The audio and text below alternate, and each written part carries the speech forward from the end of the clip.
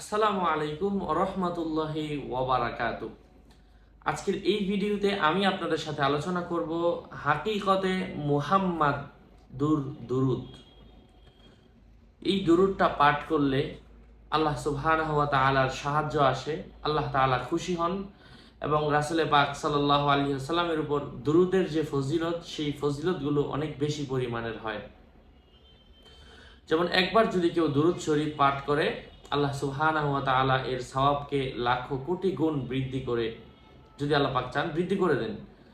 সাধারণত কেউ যদি একবার দুরূদ শরীফ পাঠ করে, আল্লাহ সুবহানাহু ওয়া তাআলা তাকে 10টা সওয়াব দান করেন, পিছনের 10টা গুনাহ মাফ করেন এবং তাকে 10 ধাপ আগে বাড়িয়ে দেন, তাকে আরো অতিরিক্ত 10টা সওয়াব দান করেন।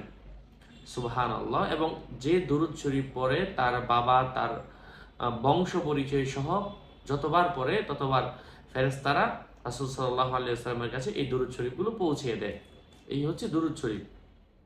এই জন্য অবশ্যই আমরা দুরূদ শরীফগুলো পাঠ করার চেষ্টা করব।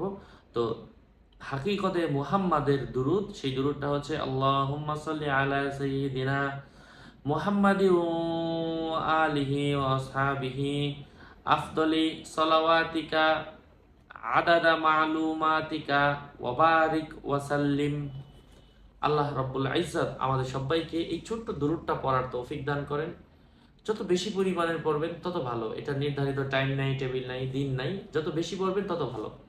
আল্লাহ পাক আপনার মঙ্গল করুন, সুস্থ রাখুন, ভালো রাখুন। আসসালামু আলাইকুম ওয়া রাহমাতুল্লাহি ওয়া বারাকাতুহু।